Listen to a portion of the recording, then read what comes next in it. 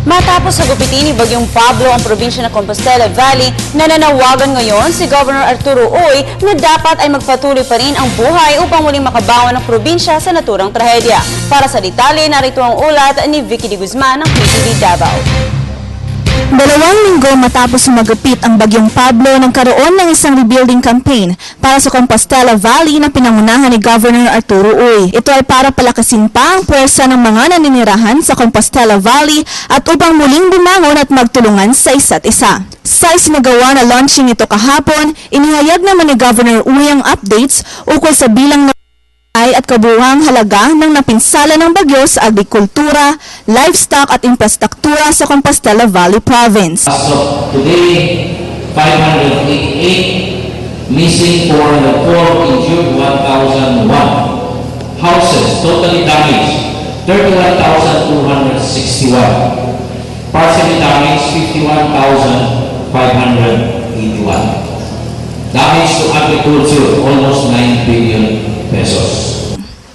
Inihayag din niya na wala umanong illegal logging sa Compostela Valley dahil sa nakaraang 30 hanggang 40 taon ang nakakalipas ay naubos na umano ang mga puno sa kanilang lugar. Nadismaya naman din siya sa mga nagsisisi sa lokal na gobyerno dahil umano sa pagpalagpas nila sa mga illegal activities. At hindi po totoo na may illegal logging doon. Yung area na yun is a tourist destination area.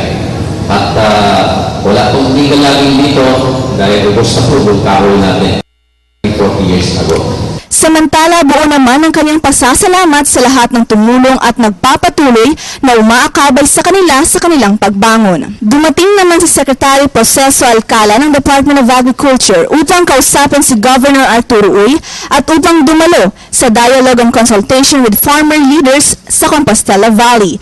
Naihayag niya dito ang mga immediate interventions na ibinigay umano nila sa mga apektadong magsasaka. Actually po, after this meeting, consultation sa mga tao, mag-workshop po kami sa Davao together with all regional managers. Andun po yung NIA, nandun po yung PCA, nandun po yung rice program, nandun po yung lahat po ng programs ng department at mag-aayos po kami ng budget sa bawat lalawigan.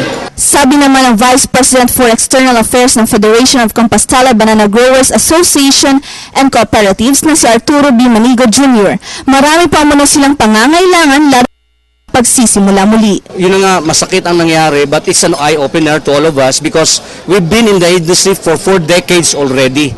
And they are treating us second citizens from our grandparents. Yes, the small. So we demand respect from the buyers, equal footing as partnership, because we're talking of billions of pesos, billions of dollars of income, revenues, job generation, and so on and so forth. You can only hear it from PBJA. But how about the small growers, the owners of the lands? Diba? Yun po. Para sa Telebisyon ng Bayan, Vicky de Guzman.